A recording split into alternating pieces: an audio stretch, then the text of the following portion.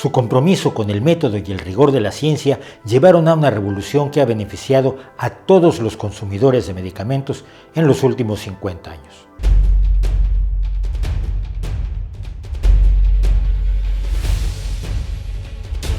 En 1960, Frances Oldham Kelsey era una de las apenas 7 personas encargadas por la Administración de Alimentos y Medicamentos de los Estados Unidos de aprobar las solicitudes para la comercialización de medicamentos.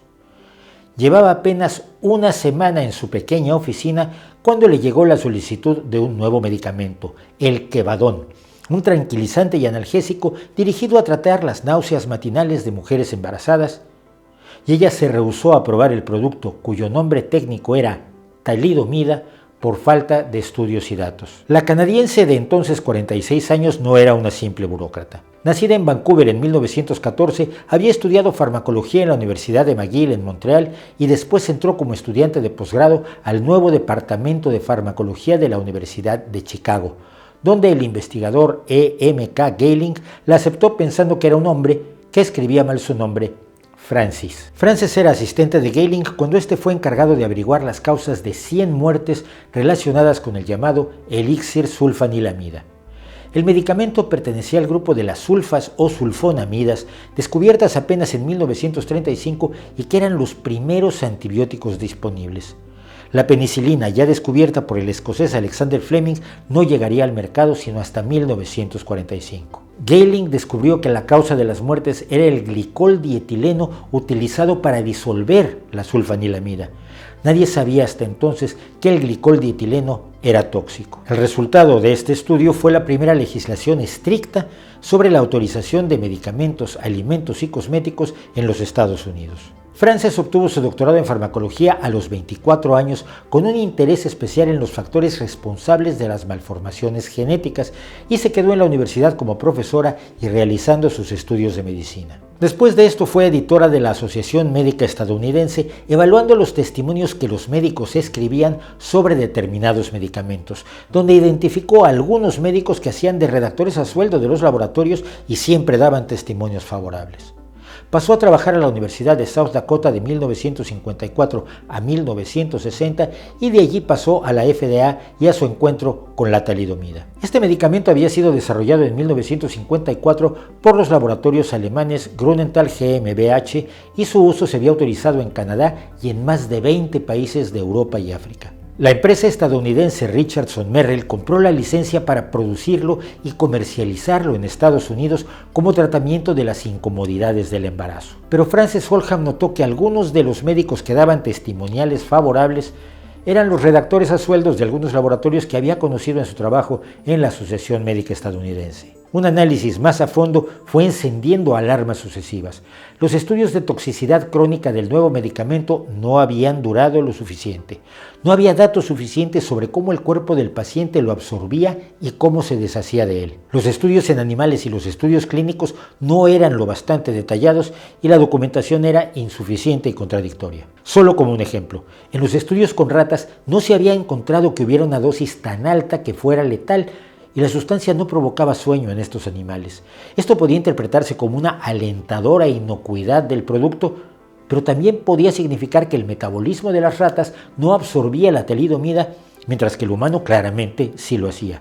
Frances le dijo a la compañía que se necesitaban más datos y marcó la solicitud como incompleta. La empresa respondió presionándola e intentando intimidarla, llamando a su casa pidiéndole que dijera cómo había que reescribir las instrucciones a los pacientes para que los autorizara, ofreciendo darle datos informalmente por teléfono o de modo privado, pero sin la documentación de apoyo. La doctora Oldham se afirmó en su posición y rechazó una segunda solicitud del laboratorio, también por estar incompleta. En febrero de 1961, Oldham Kelsey obtuvo los primeros informes de que la talidomida provocaba la inflamación de los nervios del sistema periférico, provocando problemas funcionales y dolor. ¿Y si afectaba a los nervios de los adultos? ¿Qué riesgo tenía para los fetos en formación?, se preguntó ella. Como investigadora, ella había conocido medicamentos que eran capaces de traspasar la barrera placentaria. ¿El laboratorio tenía datos que indicaran que la talidomida no pudiera hacerlo? Los estudios para saberlo exigirían tiempo y dinero que la empresa no quería invertir. En total, Frances Oldham rechazó la solicitud 6 veces entre 1960 y 1961, pese a las presiones de la poderosa compañía, y para ello contó afortunadamente con el apoyo de toda su oficina. En noviembre de 1961 estalló el escándalo.